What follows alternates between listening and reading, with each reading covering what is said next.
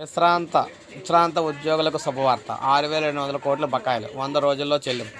మంత్రులు, ప్రజాప్రతినిధుల వేతనాల్లో 50% నిలిపివేత. రిటైర్డ్ ఉద్యోగుల ప్రయోజనాల కోసం ఈ నిధుల వెచ్చింపు. త్వరగా సమస్య పరిష్కారానికి రెవెన్యూ రిసోర్సెస్ మొబిలైజేషన్ కమిటీ మంత్రివర్గ నిర్ణయాలు వెల్లడించిన పొంగులేటి. సో ఉద్యోగులకు సంబంధించి రాబోయే 100 రోజుల్లోగా విశ్రాంత ఉద్యోగులకు సంబంధించిన 6,700 కోట్ల బకాయిలు చెల్లించాలని రాష్ట్ర మంత్రివర్గం నిర్ణయించింది. మంత్రులు, కొందరు ప్రజాప్రతినిధులకు ఇచ్చే జీతాల్లో 50% నిలుపుదల చేసి వాటిని రిటైర్ ఉద్యోగుల బకాయిల చెల్లింపు కోసం సిద్ధం చేసే నిధులతో కలిపి సర్దుబాటు చేయాలని తీర్మానించింది. తక్షణమే రెవెన్యూ రిసోర్సెస్ మొబిలైజేషన్ కమిటీని ఏర్పాటు చేయాలని మంత్రివర్గం నిర్ణయించింది. ఈ కమిటీ ఆధ్వర్యంలో ఉద్యోగ, ఉపాధ్యాయ సంఘాలు, రిటైర్ ఉద్యోగుల సంఘాలు, బాధ్యులైన వారందరినీ పిలిచి చర్చలు జరపాలి. వీలైనంత త్వరగా ఈ సమస్యను పరిష్కరించాలన్నారు. వచ్చే నెల 4న రాష్ట్ర మంత్రివర్గ సమావేశం మరోసారి కానుంది. ఆ రోజున ఉద్యోగులు, విశ్రాంత ఉద్యోగులు ప్రయోజనం ఎంత త్వరగా చెల్లించాలనే దానిపై మంత్రివర్గం స్పష్టమైన నిర్ణయం తీసుకోబోతుందని చెప్పారన్నమాట.